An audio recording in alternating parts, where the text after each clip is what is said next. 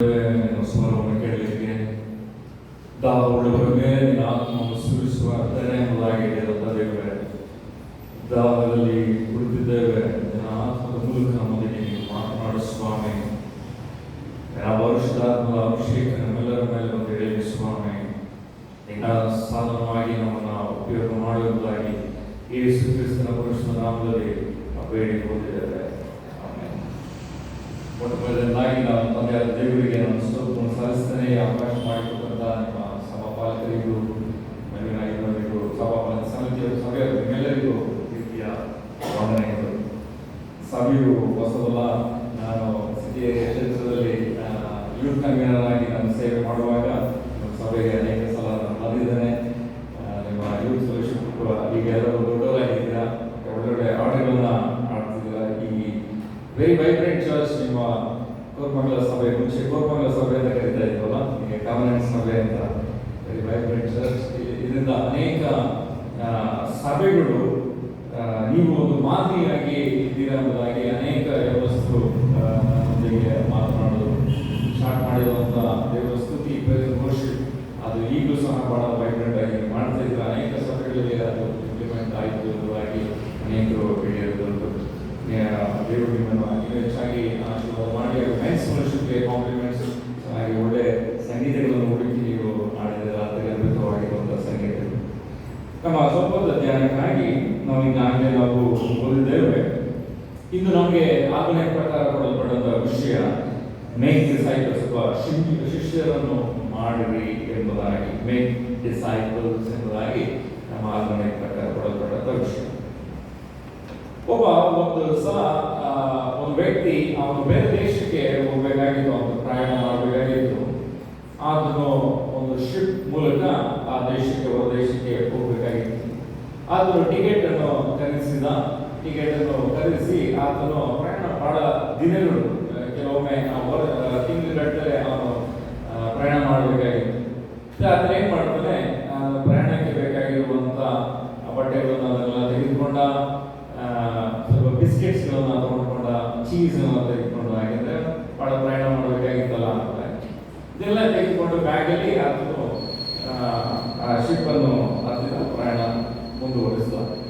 ಮುಂದುವರಿಸಬೇಕಾದ್ರೆ ಆತನಿಗೆ ಬಹಳ ಸಂತೋಷವಾಯಿತು. ಯಾಕಂದ್ರೆ ಶಿಪ್ ಅಲ್ಲಿ ಆತನು ಪ್ರಯಾಣ ಮಾಡ್ತಾ ಇದ್ದಾನೆ, ಎಲ್ಲವೂ ಹೊಸದಾಗಿತ್ತು. ಸರಿ, ಹೊಟ್ಟೆ ಹಸಿದಾಗ ಅವನ ಏನಲ್ಲಿ ಇತ್ತು, ಬ್ಯಾಗಲ್ಲಿ ಏನಿತ್ತು, ಬಿಸ್ಕೆಟ್ಗಳು ಇತ್ತು. ಹೌದು, ಅದಾದ್ಮೇಲೆ ಚೀಸ್ ಇತ್ತು. ಅವ್ನು ಬಹಳ ಖುಷಿ ಆಯಿತು. ಮಕ್ಕಳಿಗೆ ಖುಷಿ ಅಲ್ಲ, ಅವರು ಪ್ರಯಾಣ ಮಾಡಬೇಕಂದ್ರೆ ಚಿಪ್ಸ್ ಪ್ಯಾಕೆಟ್ ಅದೆಲ್ಲ ತೊಗೊಂಡೋಗ್ತಾರೆ. ಅದೇ ಥರ ಈಗಿಗೂ ಬಹಳ ಖುಷಿ ಆಯಿತು. ಶಿಪ್ಪಲ್ಲಿ ಟ್ರಾವೆಲ್ ಮಾಡ್ತಾ ಸರಿ ಬಿಸ್ಕೆಟ್ ಅವ್ನು ಹೊಟ್ಟೆ ಹಸಿದಾಗ ಅವನು ಬಿಸ್ಕೆಟ್ ತಗೊಂಡ್ಕೊಂಡ, ಚೀಸನ್ನು ತೆಗೆದುಕೊಂಡ. 2-3 ದಿನಗಳು ಆಯಿತು, ಬಹಳ ಖುಷಿಯಾಗಿದ್ದ.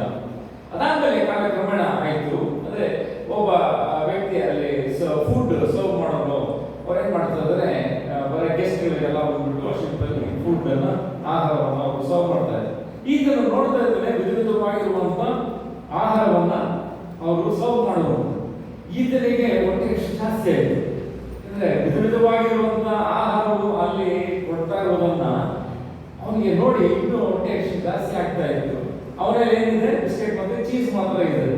ಅವನಿಗೆ ಅದು ಸಾಲಿಲ್ಲ. ಅವನಿಗೆ ಇದು ಎಷ್ಟು ದಿನ ನಾನು ಬರೀ ಬಿಸ್ಕೆಟ್ಸ್ಗಳನ್ನ ಚೀಸ್ಗಳನ್ನ ತಿನ್ಬೇಕು, ಇಷ್ಟು ಒಳ್ಳೆ ಆಹಾರ ಇಲ್ಲಿ ಇದೆಯಲ್ಲ ಎಂಬುದಾಗಿ. ಸರಿ, ಆ ವೈಟರ್ನ ಕಲ್ತ್ಬಿಟ್ಟು ಹೇಳ್ತಾನಂದ್ರೆ, ಸರ್ ನನಗೆ ಈ ಆಹಾರ ಕೊಡ್ರಿ, ನೀವು ಏನು ಹೇಳ್ತಿರೋ ಕೆಲಸ ಅದನ್ನ ನಾನು ಮಾಡ್ತೇನೆ, ನೀವು ಹೇಳಿದ ಕೆಲಸ ನಾನು ಮಾಡ್ತೇನೆ, ನನಗೆ ಆಹಾರ ಮಾತ್ರ ನೀವು ದಯವಿಟ್ಟು ನನಗೆ ಕೊಡಿ ಎಂಬುದಾಗಿ ಅದನ್ನು ಕೇಳ್ತಾನೆ. ಆಗ ವೈಟರ್ ಈ ವ್ಯಕ್ತಿಗೆ ಪ್ರಶ್ನೆ ಮಾಡ್ತಾರೆ, ಅಂದ್ರೆ ನೀವು ಟಿಕೆಟ್ ಖರೀದಿಸಿದಿರಲ್ಲ ಅಂದ್ರೆ. ಹೌದು, ನಾನು ಟಿಕೆಟ್ ಖರೀದಿಸಿದೆ.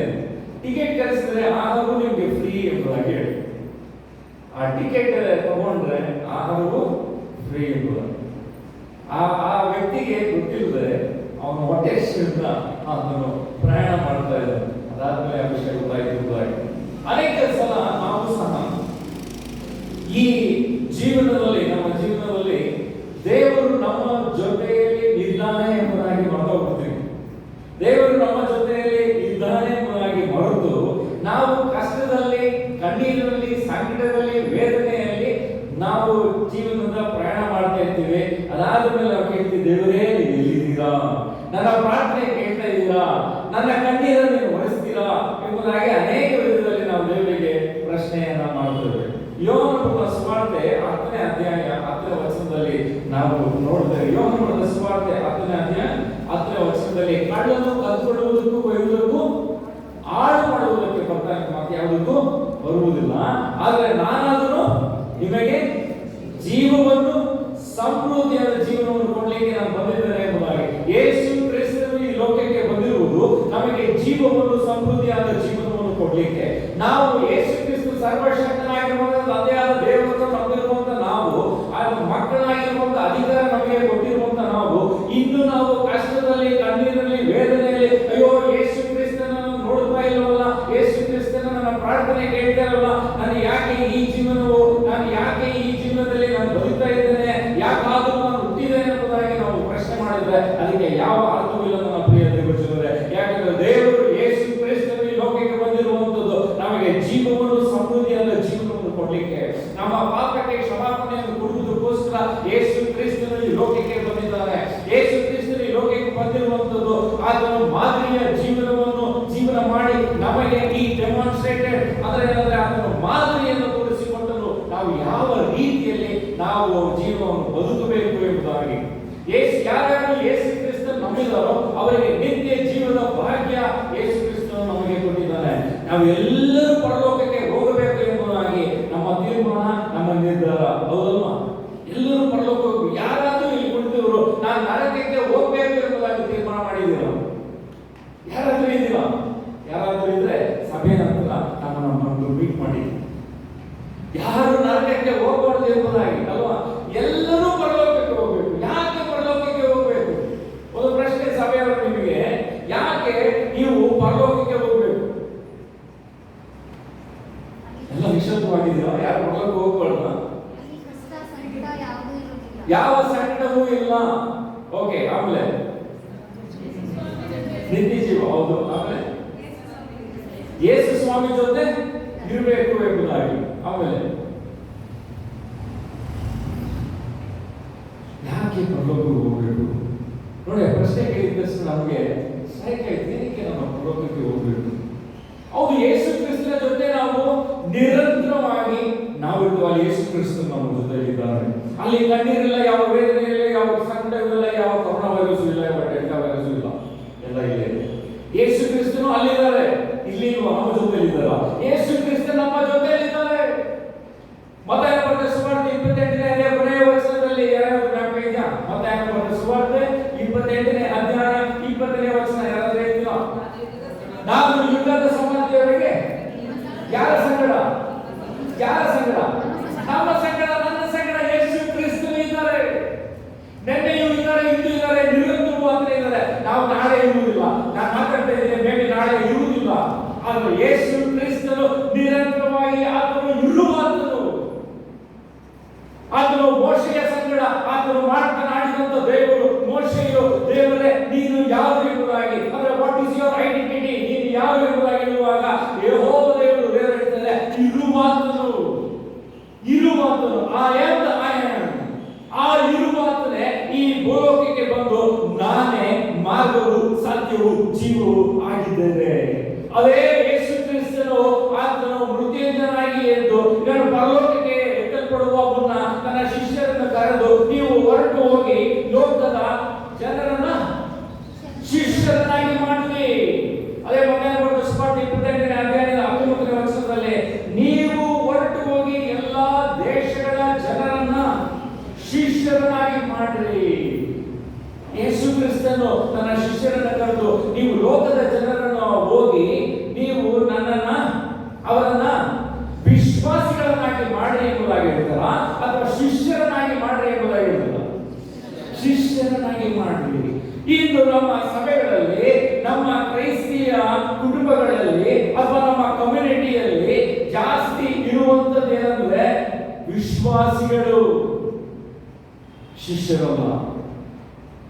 ನಾವು ಸಭೆಗಳಿಗೆ ಬಂದು ನಾವು ಕುಳಿತುಕೊಂಡೇ ದೇವರ ವಾಕ್ಯವನ್ನು ಕೇಳ್ತೇವೆ. ಓ, ಎಂತ ಒಂದು ಸುಂದರವಾದ ವಾಕ್ಯಗಳು! ದೇವರು ನಮ್ಮ ಪ್ರಾರ್ಥನೆ ಕೇಳ್ತಾ ಇದ್ದಾರೆ, ನಾವು ಪ್ರಾರ್ಥನೆ ಮಾಡ್ತೀವಿ, ಸ್ತುತಿ ಪದಗಳನ್ನು ಹಾಡ್ತೀವಿ, ಅದಾದ್ಮೇಲೆ ನಾವು ಹೊರಟೋಗ್ತೀವಿ. ನಾನು ನನ್ನ ಕುಟುಂಬದವರು ಪರಲೋಕಕ್ಕೆ ಹೋದ್ರೆ ಸಾಕು ದೇವರೇ, ನಾನು ನನ್ನ ಕುಟುಂಬದವರು ಪರಲೋಕಕ್ಕೆ ಹೋದ್ರೆ ಸಾಕು, ಪಕ್ಕದ ಮನೆಯವರು ನರಕಕ್ಕೆ ಹೋದ್ರೆ ಸಾಕು ಎಂಬುದಾಗಿ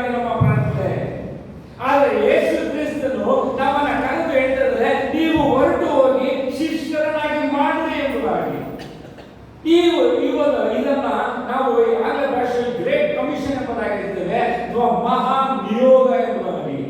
ಈ ಮಹಾ ನಿಯೋಗ ಅಥವಾ ಗ್ರೇಟ್ ಕಮಿಷನ್ ಯೇಸು ಕ್ರಿಸ್ತನು ಯಾರಿಗೆ ಕೊಟ್ಟರು? ತನ್ನ ಶಿಷ್ಯರಿಗೆ ಕರೆದುಕೊಟ್ಟರು. ಶಿಷ್ಯರಿಗೆ ಮಾತ್ರ ಕೊಟ್ಟರು, ನಮಗಿಲ್ವಲ್ಲ ಎಂಬುದಾಗಿ ಇಲ್ಲ.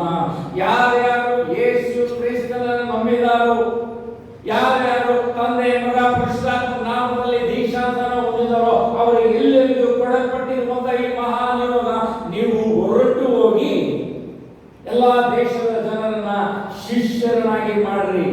ನನ್ನ ಶಿಷ್ಯರಲ್ಲ, ಯೇಸು ಕ್ರಿಸ್ತನ ಶಿಷ್ಯರನ್ನಾಗಿ. ಕೆಲವರು ಈ ಲೋಕದಲ್ಲಿ ಏನ್ ಮಾಡ್ತಾರೆ, ಅವರು ತಮ್ಮ ಮಾತುಗಳನ್ನ ಹೇಳಿ ನನಗೆ ಶಿಷ್ಯರಾಗಿ ಎಂಬುದಾಗಿ ಮಾಡ್ತಾರೆ. ಅದು ಅಲ್ಲ, ಯೇಸು ಕ್ರಿಸ್ತನ ಶಿಷ್ಯರನ್ನಾಗಿ ಮಾಡ್ರಿ ಎಂಬುದಾಗಿ. ನನ್ನ ನಿಮ್ಮ ಒಂದು ರೆಸ್ಪಾನ್ಸಿಬಿಲಿಟಿ, ಒಂದು ಕಾರ್ಯ, ಒಂದು ಡ್ಯೂಟಿ, ಒಂದು ಕೆಲಸ ಏನಂತ ಹೇಳಿದ್ರೆ, ನಾವು ಜನರನ್ನ ಯೇಸು ಕ್ರಿಸ್ತನ ಕಡೆಗೆ ತಿರುಗಿಸುವಂಥದ್ದು. ನನ್ನ ಕಡೆಗಲ್ಲ, ಬೇರೆಯವರ ಕಡೆಗಲ್ಲ, ಯೇಸು ಕ್ರಿಸ್ತನ ಕಡೆಗೆ ತಿರುಗಿಸುವಂಥದ್ದು. ನೋಕಿಯಾದ ಅಡ್ವರ್ಟೈಸ್ಮೆಂಟ್ ಗೊತ್ತು. ನೋಕಿಯಾ ಫೋನ್ ಮುಂಚೆ ಬಹಳ ಫೇಮಸ್. ನೋಕಿಯಾದ ಒಂದು ಸ್ಲೋಗನ್ ಇತ್ತು, ಒಂದು ಟೈಟಲ್ ಇತ್ತು, ಕನೆಕ್ಟಿಂಗ್ ಪೀಪಲ್. ಎಸ್, ನೋಕಿಯಾ ಅಂದ್ರೆ ಕನೆಕ್ಟಿಂಗ್ ಪೀಪಲ್. ನಾವು ಯೇಸು ಕ್ರಿಸ್ತನ ಅನುಯಾಯಿಯಾಗಿ, ಹಿಂಬಾಲಕರಾಗಿ, we have to connect people to Jesus Christ. We are called to connect people to Jesus Christ. ಅದೇ ನಮಗೆ ಕೊಡಲ್ಪಟ್ಟಿರುವಂತ ಈ ಕಾರ್ಯ, ಡ್ಯೂಟಿ. ನಮಗೆ ಒಂದು ರೆಸ್ಪಾನ್ಸಿಬಿಲಿಟಿ ಇದೆ ಎಂಬುದಾಗಿ.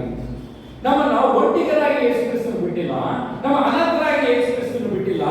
ನೀವು ಹೊರಟು ಹೋಗಿ ಶಿಷ್ಯನಾಗಿ ಮಾಡ್ರಿ, ನಾನು ಪರಲೋಕಕ್ಕೆ ಹೋಗಿ ಕೂತ್ಕೊಂಡೆ ಎಂಬುದಾಗಿ ಯೇಸು ಕ್ರಿಸ್ತನು ಹೇಳಿಲ್ಲ. ಯೇಸು ಕ್ರಿಸ್ತನು ಬದಲಾಗಿ ಹೇಳ್ತಾರೆ, ನಾನು ನಿನ್ನ ಸಂಗಡ ಇದ್ದೇನೆ. You are not going alone, ನಾನು ನಿನ್ನ ಸಂಗಡ ಇದ್ದೇನೆ. ಅಪೊಸ್ತಲರ ಕೃತ್ಯ 1ನೇ ಅಧ್ಯಾಯ 8ನೇ ವಚನ. ಬೇಗ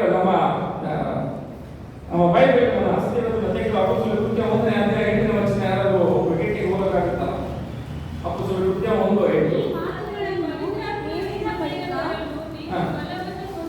ನೀವು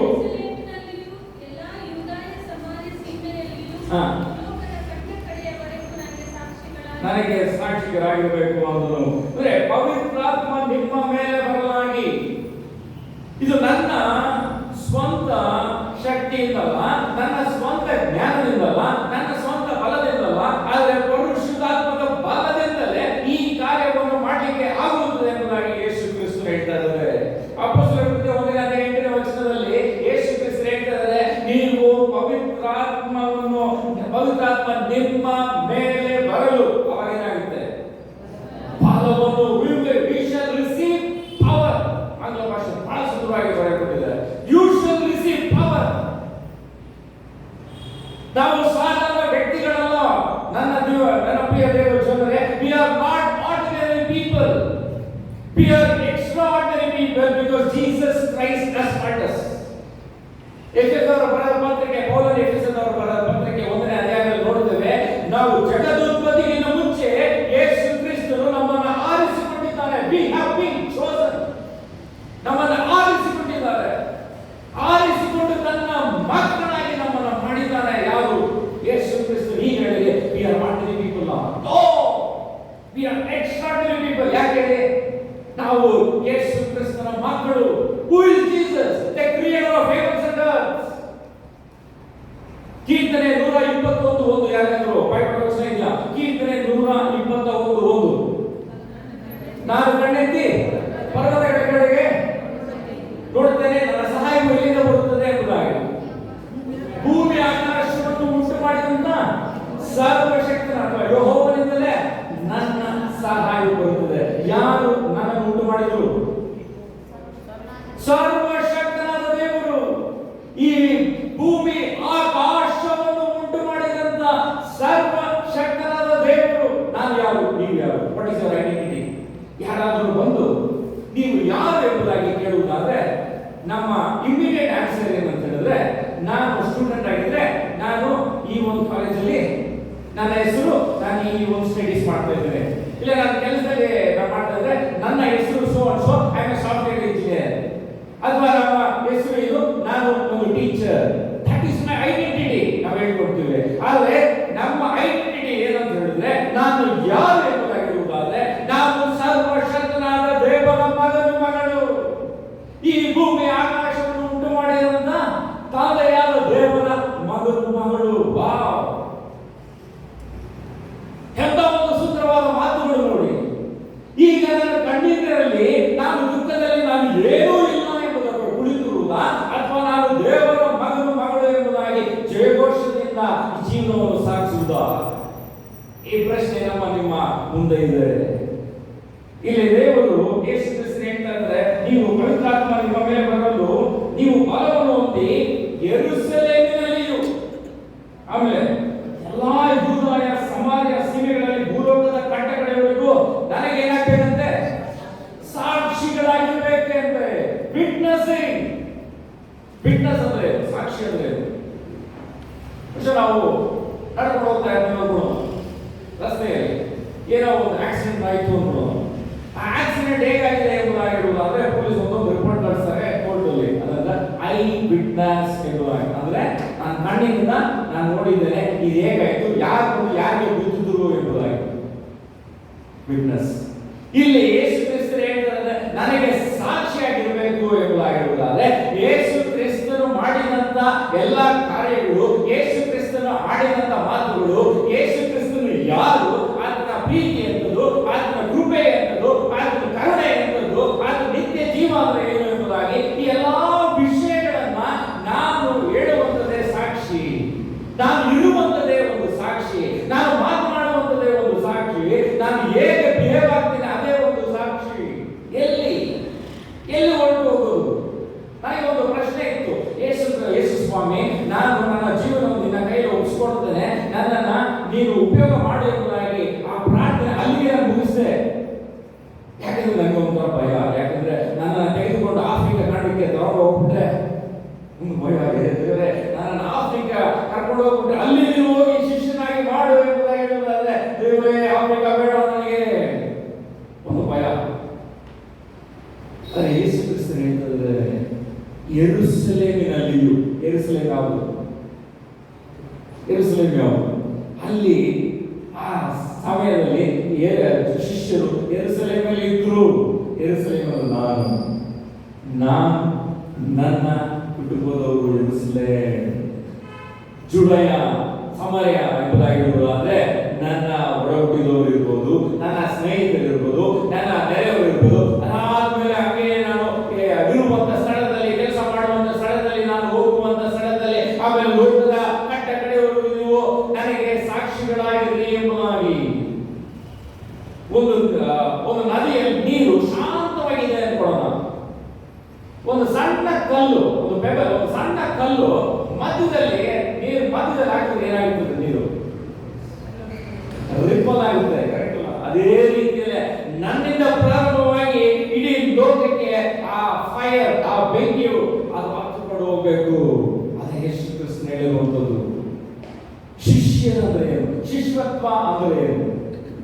ಶಿಷ್ಯತ್ವ ಅಂದ್ರೆ ಏನು ಎಂಬುದಾಗಿ ಹೇಳುವುದಾದ್ರೆ, ಶಿಷ್ಯತ್ವ ಅಂದ್ರೆ, ಶಿಷ್ಯರು ಅಂದ್ರೆ ಆತನು ಒಂದು ವ್ಯಕ್ತಿಯನ್ನ ಹಿಂಪಾಲನೆ ಮಾಡುವಂಥದ್ದು.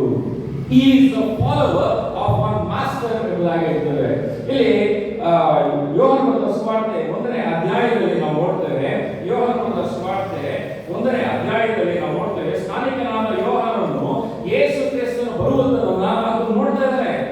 ಯೋಹಾನ ಬರೆದ ಸುವಾರ್ತೆ 1ನೇ ಅಧ್ಯಾಯ 35ನೇ ವಚನದಲ್ಲಿ, ಮರುದಿನ ತಿರುಗಿ ಯೋಹಾನನು ಅವನ ಶಿಷ್ಯರಲ್ಲಿ ಇಬ್ಬರು ನಿಂತುಕೊಂಡಿದ್ದಾಗ ಯೋಹಾನನು ಅಲ್ಲಿ ತಿರುಗಾಡುತ್ತಿರುವ ಯೇಸುವನ್ನು ನೋಡಿ ಆತನು ಏನು ಸಾಕ್ಷಿ ಹೇಳ್ತಾನೆ? ಆಗೋ ಯಜ್ಞಕ್ಕೆ ದೇವರು ನೇಮಿಸಿದ ಕುರಿ, ಯಜ್ಞಕ್ಕೆ ನೇಮಿಸಿದ ಕುರಿ ಎಂಬುದಾಗಿ. ಅಂದ್ರೆ ಯಜ್ಞಕ್ಕೆ ಒಂದು ಕುರಿಯನ್ನ ಸಮರ್ಪಣೆ ಮಾಡಬೇಕಾದ್ರೆ ಯಾವ ದೋಷವಿಲ್ಲದೆ ಇರುವಂತ ಕುರಿಯನ್ನ ಸಮರ್ಪಣೆ ಮಾಡಬೇಕಾದ್ರೆ ಪಾಪ ಪಶ್ಚಾತ್ತಾಪ ಅಂದ್ರೆ ಪ್ರಾಯಶ್ಚಿತ್ತ ಆಗಬೇಕಾದ್ರೆ ಒಂದು ಕುರಿ. ಇಲ್ಲಿ ಯೋಹಾನ ಹೇಳ್ತಾರೆ ಯೇಸು ಕ್ರಿಸ್ತನನ್ನು ನೋಡಿ ಯಜ್ಞಕ್ಕೆ ನೇಮಿಸಿದಂತ ಕುರಿ ಎಂಬುದಾಗಿ.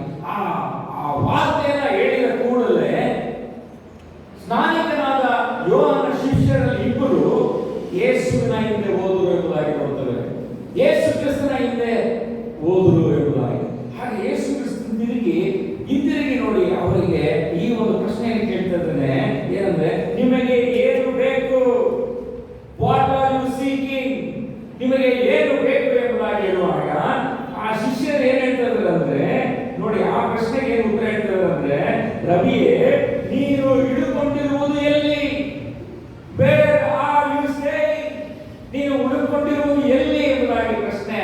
ಕೇಳ್ತಾರೆ. ಯಾಕೆ ಈ ಪ್ರಶ್ನೆ ಕೇಳ್ತಾ ಇದ್ದಾರೆ ಎಂಬುದಾಗಿರುವುದಾದ್ರೆ, ಅವರು ಒಂದು ವ್ಯಕ್ತಿಯ ಅಥವಾ ಒಂದು ಟೀಚರ್, ಒಬ್ಬ ಮಾಸ್ಟರ್ ಅನ್ನ ಹಿಂಬಾಲನೆ ಮಾಡಬೇಕು ಅಂದ್ರೆ ಆತನು ಎಲ್ಲಿದ್ದಾನೆ ಫಸ್ಟ್ ತಿಳಿಬೇಕು. ಆತನು ಎಲ್ಲಿದ್ದಾನೆ ಅಲ್ಲಿ ಹೋಗಿ ಅವರು ಉಳ್ಕೋಬೇಕು. ಅವರ ಆ ಮಾಸ್ಟರ್ ಅಥವಾ ಟೀಚರ್, ಆ ಗುರು ಹೇಗೆ ಮಾಡ್ತಾರೋ ಅದೇ ರೀತಿಯಲ್ಲಿ ಇವರು ಮಾಡಬೇಕು. ಅವ್ರು ಏನು ಊಟ ಮಾಡ್ತಾರೋ ಇವರು ಊಟ ಮಾಡಬೇಕು, ಎಲ್ಲಿ ಮಲಗ್ತಾರೋ ಅಲ್ಲಿ ಮಲಗಬೇಕು. ಅವರ ಜೀವನ ಶೈಲಿಯೇ ಇವರು ಹಿಂಬಾಲನೆ ಮಾಡುವಂಥದ್ದು ಒಂದು ಶಿಷ್ಯತ್ವದ ಲಕ್ಷಣಗಳು. ಯಾವಾಗ ಅದಕ್ಕೆ ಯೇಸು ಕ್ರಿಸ್ತರು ಏನ್ ಹೇಳ್ತಾರೆ ಅಂದ್ರೆ, ಆತನು ಹೇಳ್ತಾರೆ ಬಂದು ನೋಡಿರಿ. ಆಂಗ್ಲ ಭಾಷೆ ಬಹಳ ಸುಂದರವಾಗಿದೆ. He said to them, come and see. Come and see. You know the translation. Come and you will see. Come and you will see. ನೀವು ಬಂದು ನೋಡಿರಿ ಅಂತ ಹೇಳಿದ್ರೆ, ನೀನು ಬಂದು ನೋಡು ನನ್ನ ಜೀವನ ಹೇಗಿದೆ. ನೀನು ಬಂದು ನೋಡು ನಾನು ಯಾವ ರೀತಿಯಲ್ಲಿ ಜೀವನ ಮಾಡ್ತಾ ಇದ್ದೇನೆ. ನೀನು ಬಂದು ನೋಡು ನಾನು ಯಾವ ರೀತಿಯಲ್ಲಿ ಸಾಕ್ಷಿ ಹೇಳ್ತಾ ಇದ್ದೇನೆ. ನೀನು ಬಂದು ನೋಡು ನನ್ನ ಕಾರ್ಯವು ಏನು. ಇದು ಯೇಸು ಕ್ರಿಸ್ತನ ಹೇಳೋದು. ಆಗ ಅದರಲ್ಲಿ ಇಬ್ಬರಲ್ಲಿ ಒಬ್ಬ ಅಂದ್ರೆಯನ್ನು ಹೋಗ್ಬಿಟ್ಟು ಸೀಮೋನ್ ಪೇತ್ರನಿಗೆ ಹೇಳ್ತಾ ಇದ್ದಾನೆ, ನೀವು ಬಾರಪ್ಪ, ನಾವು ಕಂಡುಹಿಡಿದಿದ್ದೇವೆ ಏನಂತ ಹೇಳಿದ್ರೆ ಮೆಸ್ಸಿಯನನ್ನು ನೋಡಿದ್ದೇವೆ, ಮೆಸ್ಸಿಯನನ್ನ ನೋಡಿದ್ದೇವೆ ಎಂಬುದಾಗಿ. ಮೆಸ್ಸಿಯನು ಅಂದ್ರೆ ಕ್ರಿಸ್ತನು. ಅವನು ಹೋಗಿ ಇನ್ನೊಬ್ಬರನ್ನ ಕರ್ಕೊಂಡು ಬರ್ತಾರೆ. ಅದು ಶಿಷ್ಯತ್ವ, ಅದು ಶಿಷ್ಯತ್ವ. ನಾನು ಒಂದು ವ್ಯಕ್ತಿಯನ್ನ ನಾನು ಯೇಸು ಕ್ರಿಸ್ತನ ಬಗ್ಗೆ ಹೇಳುವಂಥದ್ದು, ಅದು ಸುವಾರ್ತೆ ಸೇವೆ, ಸುವಾರ್ತೆ ಹೇಳುವಂಥದ್ದು. ಆ ವ್ಯಕ್ತಿ ಯೇಸು ಕ್ರಿಸ್ತನನ್ನ ನಂಬದೆ ಇರುವಾಗ ಆತನು ಅನ್ಯವಾಗಿರ್ತೀರಲ್ಲ, ಅನ್ಯರಲ್ಲ, ಯೇಸು ಕ್ರಿಸ್ತನ ಹಿಂಬಾಲಕರಲ್ಲ. ಆ ವ್ಯಕ್ತಿ ನಾನು ಯೇಸು ಕ್ರಿಸ್ತನ ಬಗ್ಗೆ ಹೇಳುವಾಗ ಅದು ಯೇಸು ಕ್ರಿಸ್ತನ ಪ್ರೀತಿಯನ್ನು ಕಂಡುಕೊಳ್ತಾನೆ. ಕಂಡುಕೊಂಡ ಮೇಲೆ ನಾನೇನ್ ಮಾಡ್ತೀನಿ, ಅದು ಒಂದು ಸಭೆಯಲ್ಲಿ ಒಂದು ಸೇರಿಸ್ತೇನೆ. ಒಂದು ಸಭೆಯಲ್ಲಿ ಸೇರಿಸ್ಬಿಟ್ಟು ಓ ನನ್ನ ರೆಸ್ಪಾನ್ಸಿಬಿಲಿಟಿ ಮುಗಿದೋಯ್ತು ಎಂಬುದಾಗಿ ಹೇಳುವುದಾದ್ರೆ ಅರ್ಥವಿಲ್ಲ. ಆ ಸಭೆಗೆ ಬಂದು ಸೇರಿಸಿದ ಮೇಲೆ ನಾನು ಅವನೊಂದಿಗೆ ದೇವರ ವಾಕ್ಯದಲ್ಲಿ ಓದಿ ನಾವು ಧ್ಯಾನ ಮಾಡಬೇಕು, ದೇವರ ವಾಕ್ಯದಲ್ಲಿ ಬೆಳೆಯಬೇಕು. ಅವನೊಂದಿಗೆ ನಾನು ದೇವರ ವಾಕ್ಯದಲ್ಲಿ ಬೆಳೆಯುವಾಗ ಆತನಿಗೆ ಪ್ರೋತ್ಸಾಹ ಕೊಡುವಾಗ ಅವನು ದೇವರ ವಾಕ್ಯವನ್ನು ಓದಿ ಅವನು ಇನ್ನೊಬ್ಬರಿಗೆ ಹೋಗಿ ಸುವಾರ್ತೆಯನ್ನು ಸಾರುವಾಗ ಆ ಒಂದು ಚೈನ್ ಕಂಟಿನ್ಯೂ ಆಗ್ತಾ ಇರ್ತದೆ. ಆ ವ್ಯಕ್ತಿ ಇನ್ನೊಂದು ವ್ಯಕ್ತಿನ ಯೇಸು ಕ್ರಿಸ್ತನ ಪ್ರೀತಿಯಲ್ಲಿ ನಿಲ್ಲು ಅವನಿಗೆ ದೇವರ ವಾಕ್ಯವನ್ನು ಬೋಧಿಸುವಾಗ ಅವನು ದೇವರ ವಾಕ್ಯದಲ್ಲಿ ಬೆಳೆಯುವಾಗ ಅವನು ಯೇಸು ಕ್ರಿಸ್ತನು ಆಡುವಂತ ಮಾತುಗಳು ಎಲ್ಲವನ್ನು ಅದನ್ನು ಪಾಲಿಸಿ ಅವನು ಸಾಕ್ಷಿಯಾಗಿದ್ದು ಇನ್ನೊಬ್ಬರಿಗೆ ಯೇಸು ಕ್ರಿಸ್ತನ ಬಗ್ಗೆ ಹೇಳುವಾಗ ಅದು ಶಿಷ್ಯತ್ವದ ಚೈನ್ ಕಂಟಿನ್ಯೂ ಆಗುತ್ತೆ. ಅಲ್ಲಿ ನಾವು ಅರಸನು, ಒಂದನೇ ಅರಸನು ಯೇಸು ಅದು ದೇವರು ದೇವರು ಎಲಿಯರನ್ನ ಕರೀತಾರೆ. ಎಲಿಯರನ್ನ ಕರೆದು ನೀನು ಹೋಗಿ ಯಾರನ್ನ ನೀನು ಅಭಿಷೇಕ ಮಾಡಬೇಕಂತೆ, ಎಲೀಷನನ್ನ ನೀನು ಅಭಿಷೇಕ ಮಾಡು ಎಂಬುದಾಗಿ, ನಾನು ನಿನ್ನನ್ನು ಅಭಿಷೇಕ ಮಾಡಿರುವುದು ನಿನ್ನನ್ನು ಪ್ರವಾದಿ ಎಂಬುದಾಗಿ ಕರೆದದ್ದು, ನೀನು ಇನ್ನೊಂದು ಪ್ರವಾದಿಯನ್ನ ನೀನು ಮಾಡು, ನೀನಾದ್ಮೇಲೆ ಇನ್ನೊಬ್ಬರು. That is the chain, it has to continue. ನಮ್ಮ ಸಭೆ ಏನಂತ ಹೇಳಿದ್ರೆ, ಸಭೆ ನಾವು ದೇವರ ವಾಕ್ಯದಲ್ಲಿ ನಾವು ತುಂಬಿಸ್ತೇವೆ ಅಲ್ವಾ. ವಿಧವಾಗಿ ಅನ್ಯ ಕೂಟಗಳಿದೆ, ಸಂಡೇ ಸ್ಕೂಲ್ ಇದೆ, ಮೆನ್ಸ್ ಫೆಲೋಶಿಪ್ ಇದೆ, ವಿಮೆನ್ಸ್ ಫೆಲೋಶಿಪ್ ಇದೆ, ಫ್ಯಾಮಿಲಿ ಫೆಲೋಶಿಪ್ ಇದೆ, ಯಂಗ್ ಅಡಲ್ಟ್ಸ್ ಗ್ರೂಪ್ ಇದೆ, ಆಮೇಲೆ ಯಂಗ್ ಮ್ಯಾರಿಡ್ ಕಪಲ್ಸ್, ಅದು ಫೆಲೋಶಿಪ್ ವಿಧವಾಗಿ ಫೆಲೋಶಿಪ್ ಇದೆ. ಆ ಫೆಲೋಶಿಪ್ ನಲ್ಲಿ ನಾವು ಏನ್ ಮಾಡ್ತೇವೆ, ದೇವರ ವಾಕ್ಯದಲ್ಲಿ ನಾವು ಧ್ಯಾನ ಮಾಡ್ತೇವೆ, ದೇವರ ವಾಕ್ಯದಲ್ಲಿ ನಾವು ಬೆಳಿತೇವೆ. ನಾನು ನನ್ನ ಕುಟುಂಬದವರು ಬೆಳಿತೇವೆ, ನಾವು ಮಾತ್ರ ಪರಲೋಕಕ್ಕೆ ಹೋಗ್ತೇವೆ. ಅದು ಅಲ್ಲ ಶಿಷ್ಯತ್ವ. ನಾವು ಬೆಳೆದ ಮೇಲೆ ನಾವು ಇನ್ನೊಬ್ಬರಿಗೆ ಆ ವಾಕ್ಯವನ್ನ ಹೇಳಬೇಕು, ಇನ್ನೊಬ್ಬರಿಗೆ ಬೋಧಿಸಬೇಕು. ಅವರು ಆ ಶಿಷ್ಯತ್ವದಲ್ಲಿ ಮುಳುಗುವಾಗ ಅದಕ್ಕೆ ಅರ್ಥ ಇದೆ, ಅದು ಮಹಾನ್ ಯೋಗದಲ್ಲಿ ನಾವು ಕಾಲು ಇಡುತ್ತೇವೆ ಎಂಬುದಾಗಿ. ಮತ್ತಾಯ ಬರೆದ ಸುವಾರ್ತೆ 28ನೇ ಅಧ್ಯಾಯದಲ್ಲಿ ಆ ಒಂದು ಮಹಾನ್ ಯೋಗ ಬಂದ ಮೇಲೆ ಹೊರಟು ಹೋಗಿ ಎಲ್ಲಾ ದೇಶದ ಜನರನ್ನ ಶಿಷ್ಯರನ್ನಾಗಿ ಮಾಡ್ರಿ ಎಂಬುದಾಗಿ, ಯುಗದ ಸಮಾಜದಲ್ಲಿ ನಾನೇ ನಿಮ್ಮ ಸಂಗಡ ಇದ್ದೇನೆ ಎಂಬುದಾಗಿ ಯೇಸು ಕ್ರಿಸ್ತರು ಹೇಳ್ತಾರಲ್ಲ, that is not the end. ಅಲ್ಲಿ ಎಂಡ್ ಅಂತ ಬಂದಿದ್ಯಾ? ನನ್ನ ಬೈಬಲ್ ಅಲ್ಲಿ ಬಂದಿಲ್ಲ, ನಿಮ್ಮ ಬೈಬಲ್ ಅಲ್ಲಿ ಬಂದಿದ್ಯಾ? ಮುಗಿಯಿತು ಎಂಬುದಾಗಿ ಬಂದಿದಲ್ಲ, ದ ಎಂಡ್ ಅಂತ ಬಂದಿದಲ್ಲ, ಇಲ್ಲ. That is the beginning. ಅದು ಆರಂಭ. ಏನು ಆರಂಭ ಅಂದ್ರೆ ಶಿಷ್ಯ ಒಂದು ನಿಯೋಗ ಇಟ್ ಇಸ್ ಅ ಕಂಟಿನ್ಯೂಯೇಷನ್, ಅದು ಕಂಟಿನ್ಯೂ ಆಗ್ತಾ ಇರಬೇಕು. ಅದೇ ಮಹಾ ನಿಯೋಗದ ಅರ್ಥ. ನನ್ನ ಪ್ರಿಯ ದೇವಸ್ಥಾನರೇ, ಒಂದು ಉದಾಹರಣೆ ಹೇಳ್ತಾ ಇದ್ದೇನೆ. ಇಲ್ಲಿ ನಾವು ಒಂದು ಮನೆ ಕಟ್ಟಬೇಕು ಎಂಬುದಾಗಿರುವುದಾದ್ರೆ ನಾವು ಒಂದು ಕಾಂಟ್ರಾಕ್ಟರ್ ಅಥವಾ ಒಂದು ಇಂಜಿನಿಯರ್ ನಾವು ಕರೆಸ್ತೀವಿ, ಒಂದು ಬಿಲ್ಡರ್ ಕರೆಸ್ತೇವೆ. ಅವ್ರು ಏನ್ ಮಾಡ್ತಾರೆ? ಮೊದಲನೇದಾಗಿ ಏನ್ ಮಾಡ್ತಾರೆ? ಒಂದು ಬಿಲ್ಡಿಂಗ್ ಒಂದು ಮನೆ ಕಟ್ಟಬೇಕಂದ್ರೆ ಏನ್ ಮಾಡ್ತಾರೆ?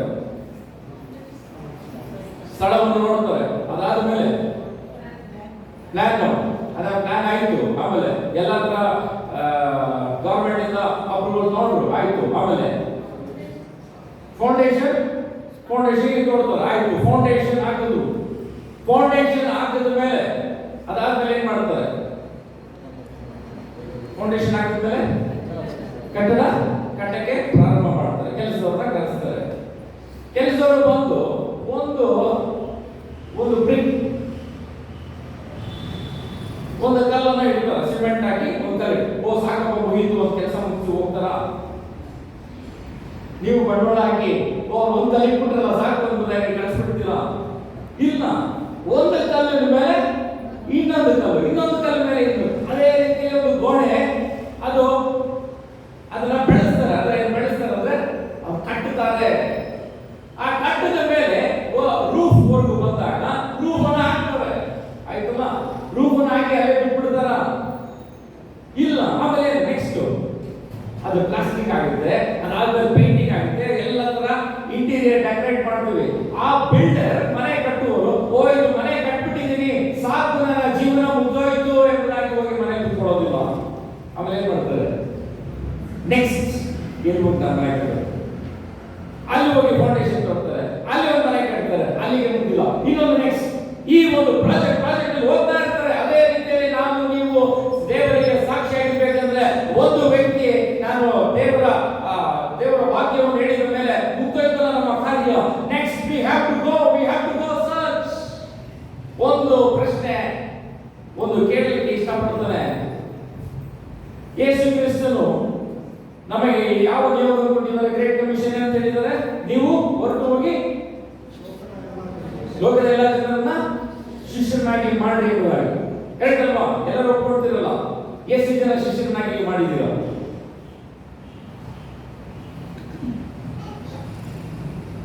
ನಾವು ಯೇಸು ಕ್ರಿಸ್ತನ ಮುಂದೆ ನಿಂತು ಎಲ್ಲರೂ ಪರಲೋಕಕ್ಕೆ ಹೋಗ್ಬೇಕು ಅಂತ ಹೇಳಿದ್ದೀರ. ನಾನು ಹೇಳಿದ್ರೆ ನೀವು ಹೇಳಿದ್ರಿ, ನಾನು ಹೋಗ್ಬೇಕಾದ್ರೆ ನಾನು ಯೇಸು ಕ್ರಿಸ್ತನ ಮುಂದೆ ನಿಂತಿದ್ದೇನೆ ಅನ್ಕೊಳಲ್ಲ. ಯೇಸು ಕ್ರಿಸ್ತ ಹೇಳ್ತಾರೆ, ನನ್ನ ಪ್ರಿಯದ ಮಗನೇ ಮಗಳೇ, ಈ ಮಹಾನಿಯೋಗ ನಿಮಗೆ ಕೊಟ್ಟನಲ್ಲ, ನನಗೋಸ್ಕರ ಎಷ್ಟು ಶಿಷ್ಯರನ್ನಾಗಿ ನೀವು ಮಾಡಿದ್ದೀರಾ ಅಂತ ಕೇಳುವುದಾದ್ರೆ ನನ್ನನ್ನೇ ನಾವು ಉತ್ತರ ಏನು? How many disciples have we made in our life? ನಮ್ಮ ಜೀವನದಲ್ಲಿ 40, 50, 60, 70, 80, 90, 100, 120 ವರ್ಷಗಳು ನಾವು ಬದುಕ್ತೇವೆ. ಎಷ್ಟು ಜನ ಶಿಷ್ಯರನ್ನಾಗಿ ಯೇಸು ಕ್ರಿಸ್ತನಿಗೋಸ್ಕರ ನಾವು ಮಾಡಿದ್ದೇವೆ? ನಮ್ಮ ಪ್ರಶ್ನೆಯನ್ನು ಹಾಕಿಕೊಳ್ಳುವ ವಿಶ್ವಾಸಿಗಳನ್ನ ನಾವು ಸುವಾರ್ತೆ ಸೇವೆ ಮಾಡ್ತೀವಿ, ವಿಶ್ವಾಸಿಗಳನ್ನ ಹೇಳ್ತೀವಿ, ಟ್ರ್ಯಾಕ್ ಹೇಳ್ತೀವಿ, ಒಬ್ಬರಿಗೆ ಪ್ರಾರ್ಥನೆ ಮಾಡ್ತೀವಿ, ಎಲ್ಲರೂ ಮಾಡ್ತೀವಿ. ಆದ್ರೆ ಶಿಷ್ಯತ್ವದಲ್ಲಿ ಅಯ್ಯೋ ನಮಗೆ ಬೇಡ, ಅದು ಪಾಸ್ಟರ್ಗಳಿಗೆ ಸಾಕು, ಸುವಾರ್ತಿಗರಿಗೆ ಸಾಕು, ನಾವು ದುಡ್ಡು ಕೊಟ್ಬಿಡೋಣ, ಒಂದು ಮಿಷನ್ ಆರ್ಗನೈಸೇಷನ್ ಅಥವಾ ಚರ್ಚ್ಗೆ, ಒಂದು ಇವ್ಯಾಂಜಲಿಸ್ಟ್ಗೆ, ಒಂದು ಮಿಷನರಿಗೆ ನಾವು ದುಡ್ಡು ಕೊಟ್ಬಿಟ್ರೆ ಸಾಕು, ನಿನ್ನ ಡ್ಯೂಟಿ ಮುಗಿದೋಯ್ತು. ಅದಲ್ಲ, ಕೊಡುವಂಥದ್ದು ಬೇಡ, ತಪ್ಪಂತಲ್ಲ, ಕೊಡುವಂಥದ್ದು ನಾವು ಸಹ ಮಾಡುವಂಥದ್ದು. ಒಂದು ಸಹೋದರಿ ನನಗೆ ಗೊತ್ತು, ಹಾಗೆ ಬೇರೆ ಅನ್ಯ ಮತದವರು ಅಂದ್ರೆ ಯೇಸು ಕ್ರಿಸ್ತನನ್ನ ನಂಬಲಿಲ್ಲ. ಯೇಸು ಕ್ರಿಸ್ತನ ಪ್ರೀತಿಯನ್ನು ಕಂಡುಕೊಂಡ ಮೇಲೆ ಅವಳು ತನ್ನ ಜೀವನವನ್ನು ಸಮರ್ಪಣೆ ಮಾಡಿಕೊಂಡು, ಯೇಸುವೆ ನಾನು ಇನ್ನು ಮುಂದೆ ನಾನು ಏನೇ ಒಂದು ಕಾರ್ಯ ಮಾಡುವುದು ನಿನಗೆ ಮಹಿಮೆ ಆಗುವ ರೀತಿಯಲ್ಲಿ ನಾನು ಮಾಡ್ತೇನೆ ಎಂಬುದಾಗಿ ಅವಳು ಒಂದು ಒಳ್ಳೆ ಕೆಲಸದಲ್ಲಿದ್ದು, ಆಕೆ ಮನೆಯಿಂದ ಆಫೀಸ್ ಹೋಗಬೇಕಂದ್ರೆ ಸ್ವಲ್ಪ ಬಹಳ ದೂರ ಇತ್ತು. ಆಕೆ ಬಸ್ಸಲ್ಲಿ ಪ್ರಯಾಣ ಮಾಡಬೇಕಾಗಿತ್ತು. ಆ ಬಸ್ಸಲ್ಲಿ ಪ್ರಯಾಣ ಮಾಡಬೇಕಿದ್ರೆ ಆ ಮನೆಯಿಂದ ಸ್ಟಾಪ್, ಮನೆ ಬಸ್ ಸ್ಟ್ಯಾಂಡ್, ಮನೆ ಹತ್ರ ಇರುವಂತ ಬಸ್ ಸ್ಟ್ಯಾಂಡ್ ಅದು ಲಾಸ್ಟ್ ಸ್ಟಾಪ್ ಮತ್ತೆ ಫಸ್ಟ್ ಸ್ಟಾಪ್ ಆಗಿತ್ತು. ಹಾಗೆ ಆ ಬಸ್ಸನ್ನು ಹತ್ತಬೇಕಾದ್ರೆ ಖಾಲಿ ಇರುತ್ತೆ, ಕುರ್ಚಿಗಳು ಖಾಲಿ ಇರುತ್ತೆ, ಸೀಟ್ಗಳು ಖಾಲಿ ಇರುತ್ತೆ, ಜಾಸ್ತಿ ಜನ ಅದರಲ್ಲೂ ಹೋಗ್ತಾ ಜನರು ಹತ್ಕೊಂಡು ಹೋಗ್ತಾರೆ. ಹಾಗೆ ಒಂದು ಡಿಸೈಡ್ ಮಾಡಲು ಏನು ಅಂತ ಒಂದು ತೀರ್ಮಾನ ಮಾಡ್ತಾರೆ ಅಂದ್ರೆ, ಆ ಬಸ್ಸನ್ನು ಹತ್ತುವುದಕ್ಕಿಂತ ಮುಂಚೆ ಆಕೆ ಪ್ರಾರ್ಥನೆ ಮಾಡ್ತಾರೆ, ಯೇಸುವೇ ನನ್ನ ಸೀಟ್ ಪಕ್ಕದಲ್ಲಿ ಒಬ್ರು ಯಾರು ನಿನ್ನನ್ನು ತಿಳಿದೇ ಇರುವವರು ಅವ್ರು ಬಂದು ಕುತ್ಕೊಳ್ಳಿ ಎಂಬುದಾಗಿ ಒಂದು ಪ್ರಾರ್ಥನೆ, ಡೈಲಿ ಆಗಿರೋ ಪ್ರಾರ್ಥನೆ. ಯಾಕಂದ್ರೆ ಅವಳ ಪ್ರಯಾಣ ಅರ್ಧ ಗಂಟೆ ಅವಳು ಪ್ರಯಾಣ ಮಾಡಬೇಕಾಗಿತ್ತು. ಆ ಪ್ರಾರ್ಥನೆ ಮಾಡಿ ಅವಳು ಬಸ್ ಹತ್ತಾಳಂತೆ. ಅವಳು ಬಸ್ ಹತ್ತಿ ಕುತ್ಕೊಂಡ್ರೆ ಪಕ್ಕದಲ್ಲಿ ಸೀಟ್ ಖಾಲಿದೆ. ಕರೆಕ್ಟ್ ಆಗಿ ಬೇರೆ ಸ್ಟಾಪ್ಗಳಲ್ಲಿ ಬಂದ್ಬಿಟ್ಟು ಒಬ್ರು ಬಂದು ಕುಳಿತುಕೊಳ್ತಾರೆ. ಯಾರು ಯೇಸು ಕ್ರಿಸ್ತನ ಅರಿದೇ ಇರುವವರು ಕುಳಿತುಕೊಳ್ತಾರೆ. ಹೀಗೆ ಅವಳ ಸಂಭಾಷಣೆ, ನೀವು ಎಲ್ಲಿ ಕೆಲಸ ಮಾಡ್ತೀರಿ, ಏನ್ ಮಾಡ್ತಾರೆ, ಅದು ಇದು ಮಾತಾಡ್ತಾ ಯೇಸು ಕ್ರಿಸ್ತನ ಪ್ರೀತಿಯನ್ನ ಆಕೆ ಹೇಳ್ತಾ ಇರ್ತಾರಂತೆ. ಎಷ್ಟೊತ್ತು ಟೈಮ್ ಆಕೆಗೆ 30 ಮಿನಿಟ್ಸ್, 30 ನಿಮಿಷಗಳು. ಆ 30 ನಿಮಿಷದಲ್ಲಿ ಯೇಸು ಕ್ರಿಸ್ತನು ಯಾರು ಎಂಬುದಾಗಿ ಆಕೆ ಹೇಳ್ತಾ ಇದ್ದಂತೆ. ಇದು ಅವಳಿಗೆ ಬಹಳ ಖುಷಿ ಆಯ್ತು. ಓದ್ತಾ ಬರ್ತಾ ಈ ಒಂದು ಕೆಲಸವನ್ನ ಡೈಲಿ ಅವಳು ಮಾಡ್ತಾ ಇದ್ರು. ಅವಳ ಆಫೀಸಲ್ಲೂ ಆಕೆ ಕೆಲಸ ಮಾಡ್ತಾ ಇದ್ರು. ಅವಳು ಪ್ರಯಾಣ ಮಾಡ್ಬೇಕಂದ್ರೆ ವೇಸ್ಟ್ ಮಾಡಿದೆ. ಹೆಡ್ಫೋನ್ ಹಾಕೊಂಡು ಮ್ಯೂಸಿಕ್ ಅನ್ನ ಕೇಳಿದೆ, ಯಾವ ಒಂದು ವಿಡಿಯೋ ಯೂಟ್ಯೂಬ್ ಅಲ್ಲಿ ನೋಡಿದೆ, ಯೇಸು ಕ್ರಿಸ್ತನ ಪ್ರೀತಿಯನ್ನು ಹೇಳ್ತಾ ಆಕೆ ಜೀವನವನ್ನು ಸಾಗಿಸಿದ್ರು. ಅದಕ್ಕೆ ಅವರು ಹೆಸರು ಕೊಟ್ಟರು ಅಂದ್ರೆ ಬಸ್ ಮಿನಿಸ್ಟ್ರಿ ಎಂಬುದಾಗಿ ಹೆಸರು ಕೊಟ್ಟರು. ಬಸ್ ಮಿನಿಸ್ಟ್ರಿ ಎಂಬುದಾಗಿ. ಇದು ಯಾವ ನ್ಯೂಸ್ ಪೇಪರ್ ಅಲ್ಲೂ ಬಂದಿಲ್ಲ. ಆದ್ರೆ ಅವಳು ಮಾಡಿರುವಂಥದ್ದು ದೇವರ ದೃಷ್ಟಿಯಲ್ಲಿ ಬಹಳ ಶ್ರೇಷ್ಠವಾಗಿರುವಂಥದ್ದು. ನನ್ನ ಪ್ರಿಯ ದೇವಜನರೇ, ನಾವು ಹೇಗೆ ಬಾಳ್ತೀವಿ ಎಂಬುದಾಗಿ ಇಂಪಾರ್ಟೆನ್ಸ್.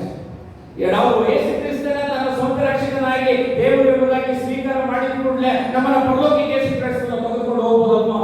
ಯಾಕೆ ಈ ಲೋಕದಲ್ಲಿ ಇನ್ನೂ ಇಟ್ಟಿದ್ದಾರೆ ನಮ್ಮನ್ನ? ಯಾಕೆ ಇನ್ನೂ ಇಟ್ಟಿದ್ದಾರೆ? ಬಹುಶಃ ನಾನು 15 ವಯಸ್ಸಿನಲ್ಲಿ ನಾನು ಯೇಸು ಕ್ರಿಸ್ತನ ಸ್ವಂತ ರಕ್ಷಕನಾಗಿ ದೇವರು ಎಂಬುದಾಗಿ ಸ್ವೀಕಾರ ಮಾಡಿ ನಾನು ಇನ್ನೂ 50 ವರ್ಷಗಳು ಈ ಲೋಕದಲ್ಲಿ ಯಾಕೆ ಯೇಸು ಕ್ರಿಸ್ತ ನಮ್ಮನ್ನ ಇನ್ನೂ ಇಟ್ಟಿದ್ದಾರೆ ಎಂಬುದಾಗಿರುವುದಾದ್ರೆ, ಇನ್ನೊಬ್ಬರನ್ನ ಶಿಷ್ಯರನ್ನಾಗಿ ಮಾಡುವಂಥದ್ದು ಎಂಬುದಾಗಿ, ಇನ್ನೊಬ್ಬರನ್ನ ಶಿಷ್ಯರನ್ನಾಗಿ ಮಾಡುವಂಥದ್ದು ಎಂಬುದಾಗಿ. ರಿಕ್ ವಾರನ್ ಎಂಬುದಾಗಿ ಒಂದು ಗಣ್ಯ ವ್ಯಕ್ತಿ, is author and is pastor as well. ಅವರು ಪರ್ಪಸ್ ಡ್ರಿವನ್ ಲೈಫ್ ಎಂಬುದಾಗಿ ಒಂದು ಪುಸ್ತಕ ಬರೆದಿದ್ದಾರೆ. ಅವರು ಹೇಳ್ತಿದ್ದಾರೆ, ಒಂದು ವ್ಯಕ್ತಿಗೆ 2 ದಿನ ಇಂಪಾರ್ಟೆಂಟ್ ಅಂತ, 2 ದಿನ ಪ್ರಾಮುಖ್ಯವಾಗಿರುವಂಥದ್ದು. ಒಂದು ಆತನು ಹುಟ್ಟಿರುವಂಥ ದಿನ, ಬರ್ತಡೆ. ಎಲ್ಲರಿಗೂ ಗೊತ್ತಲ್ಲ, ಬರ್ತಡೆ ನಾವು ವೈಬ್ರೆಂಟ್ ಆಗಿ ಸೆಲೆಬ್ರೇಟ್ ಮಾಡ್ತೀವಿ. ಈ ಕಾಲದಲ್ಲಿ ಫೇಸ್ಬುಕ್ ಬಂದ್ಬಿಟ್ಟು ಎಲ್ಲರಿಗೂ ಬಂದ್ಬಿಟ್ಟು ಒಂದು ಅಲಾರ್ಮ್, ನಮ್ಮ ಫ್ರೆಂಡ್ ರಿಕ್ವೆಸ್ಟ್ ಇವ್ರಿಗೆ ಬರ್ತಾರೆ, ಅವ್ರಿಗೆ ಬರ್ತಾರೆ, ಅದು ಇದು ಸೆಲೆಬ್ರೇಟ್ ಅಲ್ವಾ? ಅವರು ಮುಖ ಪರಿಚಯ ಇದ್ರೆ ಗೊತ್ತಿಲ್ವಾ, ಹ್ಯಾಪಿ ಬರ್ತಾರೆ ಅಂತ ಹೇಳ್ತೀವಿ, ಸೆಲೆಬ್ರೇಟ್. ಅದು ಮೊದಲನೇದು ಇಂಪಾರ್ಟೆಂಟ್ ಡೇ ಅಂತ ನಾನು ಹುಟ್ಟಿರುವಂಥ ದಿನ. ಎರಡನೇ ಯಾವುದು ಇಂಪಾರ್ಟೆಂಟ್ ಡೇ ಅಂತ ಹೇಳಿದ್ರೆ, ಯಾವಾಗ ನನ್ನ ಜೀವನದ ಉದ್ದೇಶವನ್ನು ನಾನು ಕಂಡುಕೊಂಡಿದ್ದೇನೆ, that is the most important day ಅಂತ ನಾನು ಇನ್ನೊಂದು ಸ್ವಲ್ಪ ಆ್ಯಡ್ ಮಾಡ್ತೀನಿ. ಮೂರನೇ ಇಂಪಾರ್ಟೆಂಟ್ ಡೇ ಅಂದ್ರೆ ನಾವು ಸೆಟ್ ಎಲ್ಲಿ ಹೋಗ್ತೀವಿ ಅದು ಇಂಪಾರ್ಟೆಂಟ್. ಸತ್ತು ಎಲ್ಲ ಹೋಗ್ತೀವಿ ಅದು ಇಂಪಾರ್ಟೆಂಟು. ಸತ್ತ ಮೇಲೆ ನಮ್ಮ ಬಗ್ಗೆ ಏನ್ ಹೇಳ್ತಾರೆ ಅದು ಇಂಪಾರ್ಟೆಂಟ್. ಸತ್ತ ಮೇಲೆ ಅಯ್ಯೋ ಹೋಗ್ಬಿಟ್ಟಲ್ಲ ಬಾಯ್ ಎಂಬುದಾಗಿ ಹೇಳ್ತಾರವ, ಅಥವಾ ಇವನು ನನ್ನ ಜೀವನದಲ್ಲಿ ಒಳ್ಳೆ ಒಳ್ಳೆ ಕಾರ್ಯಗಳು ಮಾಡಿದರೆ ಯೇಸು ಕ್ರಿಸ್ತನಿಗೆ ಸಾಕ್ಷಿಯಾಗಿದ್ದನು ಎಂಬುದಾಗಿ ಅನೇಕ ಜನರು ಹೇಳ್ತಾರ. ಅನೇಕ ಜನರು ಸಾವಿನಲ್ಲಿ ನಮಗೆ ರಿಯಲ್ ಗೊತ್ತಾಗ್ಬೋದು ಐಡೆಂಟಿಟಿ ಅಲ್ವಾ? ಒಂದು ವ್ಯಕ್ತಿ ಸತ್ತೋದ ಮೇಲೆ ಅದನ್ನು ಮಾಡಿರುವಂಥದ್ದು ಎಲ್ಲವೂ ಜನರು ಹೇಳ್ತಾರೆ, ಓ ಇವನು ಒಳ್ಳೆ ಒಬ್ಬ ಹುಡುಗ, ಜೀವನ ಪೂರ್ತಿ ಕುಡಿದು ಹಾಳು ಮಾಡಿಬಿಟ್ಟ, ಅದನ್ನ ಕುಟುಂಬವನ್ನು ಸರಿ ನೋಡ್ಕೊಂಡಿಲ್ಲ, ಸತ್ಯ ಹೋದ. This is the report people will give. ನಾವು ಯೇಸು ಕ್ರಿಸ್ತನ ಹಿಂಬಾಲಕರಾಗಿ ಸಾಕ್ಷಿಯಾಗಿ ನಿಂತಾಗ ಆ ಜನ ಹೇಳ್ತಾರೆ, ಓ ಇವರ ಮೂಲಕ ಅನೇಕ ಜನರು ಯೇಸು ಕ್ರಿಸ್ತನನ್ನ ಕಂಡುಕೊಂಡಿದ್ದಾರೆ ಎಂತ ಒಂದು ಸುಂದರವಾದ ಒಂದು ಫೀಡ್ಬ್ಯಾಕ್ ಜನರು ಕೊಡ್ತಾರೆ. ಈ ಒಂದು ಸಣ್ಣ ಒಂದು ಸ್ಟೋರಿ ಹೇಳಿ ನನ್ನ ಪ್ರಸ್ತಾಪ ಮುಗಿಸ್ತಾನೆ. ಒಂದು ಸಲ ಒಬ್ಬ ವ್ಯಕ್ತಿ, ಅವನ ಹೆಸರು ಆಲ್ಫ್ರೆಡ್ ನೋಬೆಲ್ ಎಂಬುದಾಗಿ ಒಬ್ಬ ವ್ಯಕ್ತಿ. ಆತನು ಡೈನಮೈಟ್ ಗೊತ್ತಲ್ಲ, ಡೈನಮೈಟ್ ತಯಾರಿಸುವಂತ ಒಬ್ಬ ವ್ಯಕ್ತಿ. ಅವನ ಸಹೋದರನು ತೀರಿ ಹೋಗ್ತಾನೆ ಒಂದು ಸಲ. ಇದು ಪ್ರೆಸ್ ಅಂದ್ರೆ ನ್ಯೂಸ್ ಪೇಪರ್, ಅವರು ಆಬಿಚರಿ ಆಗ್ತಾರೆ. ಆಬಿಚರಿ ಅಂದ್ರೆ ಸತ್ತ ಮೇಲೆ ಒಂದು ಆಬಿಚರಿ ಆಗ್ತದೆ ನ್ಯೂಸ್ ಪೇಪರ್. ಇವನು ಆ ನ್ಯೂಸ್ ಪೇಪರ್ ಅದನ್ನ ತೆಗೆದು ಓದುವಾಗ ಆಬಿಚರಿ, ಅವನ ಸಹೋದರನ ಆಬಿಚರಿ ಓದಕ್ಕೆ ಅವನು ನ್ಯೂಸ್ ಪೇಪರ್ ತೆಗೆದು ಓದ್ತಾನೆ. ಆ ನ್ಯೂಸ್ ಪೇಪರ್ ಅಲ್ಲಿ ನೋಡಿದ್ರೆ ಇವನ ಹೆಸರು ಬರ್ಬಿಟ್ಟಿದೆ, ಇವನು ಸತ್ತೋಗಿದ್ದಾನೆ ಅಂತ ಹೇಳಿ ಇವನ ಹೆಸರು ಬರ್ಬಿಟ್ಟಿದೆ. ಅದರ ಟೈಟಲ್ ಏನ್ ಬರ್ತಿದೆ ಅಂದ್ರೆ ಈಸ್ ಡೆಡ್ ಎಂಬುದಾಗಿ ಬರ್ತದೆ. The Merchant of death is dead ಎಂಬುದಾಗಿ ಬರ್ತದೆ. ಅಂದ್ರೆ ಇವನ ಬಗ್ಗೆ ನ್ಯೂಸ್ ಪೇಪರ್ ಅವರು ಏನ್ ಬರೆದಿದ್ದಾರೆ? The Merchant of death is dead ಎಂಬುದಾಗಿ. ದ ಮರ್ಚೆಂಟ್ ಅಂದ್ರೆ ಇವನು ಇನ್ನೊಬ್ಬರನ್ನ ಸಾಯಿಸುವವನು ಎಂಬುದಾಗಿ. ಇವನಿಗೆ ನನ್ನ ಆಫೀಸಲ್ಲಿ ನಾನು ಸತ್ತ ಮೇಲೆ ಈ ತರ ಬರೀತಾರಲ್ಲ ಎಂಬುದಾಗಿ ಬಹಳ ದುಃಖ ಆಗೋಯ್ತು ಅವನಿಗೆ. ಬಹಳ ದುಃಖ ಆಗಿ ಈ ತರ ಒಂದು ನನ್ನ ಟೈಟಲ್, ಈ ತರ ಒಂದು ಹೆಸರು ನನ್ನ ಸತ್ತ ಮೇಲೆ ಹೇಳ್ತಾರಲ್ಲ ಜನರು ಎಂಬುದಾಗಿ ಆಲೋಚನೆ ಮಾಡ್ತಾನೆ. ನನ್ನ ಜೀವನ ನಾನು ಪರಿವರ್ತನೆ ಮಾಡಬೇಕು ಎಂಬುದಾಗಿ ಅವನು ಏನ್ ಮಾಡ್ತಾನೆ ಅಂದ್ರೆ, ಸಮಾಧಾನ ಪಡಿಸುವುದಕ್ಕೆ, ಸಮಾಧಾನದ ವಾಕ್ಯವನ್ನು ಹೇಳುವುದಕ್ಕೆ ಆ ಒಂದು ಕಾರ್ಯದಲ್ಲಿ ಮುಳುಗಿ ಹೋಗ್ತಾನೆ. ಪೀಸ್, ಈ ಟ್ರೈ ಟು ಬ್ರಿಂಗ್ ಪೀಸ್.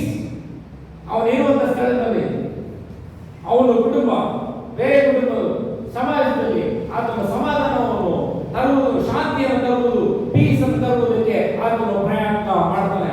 ಆ ಪ್ರಯತ್ನ ಮಾಡಿ ಆತನ ಜೀವನವನ್ನ ಆತನು ಹುಡುಕಾಕಿರ್ತಾನೆ.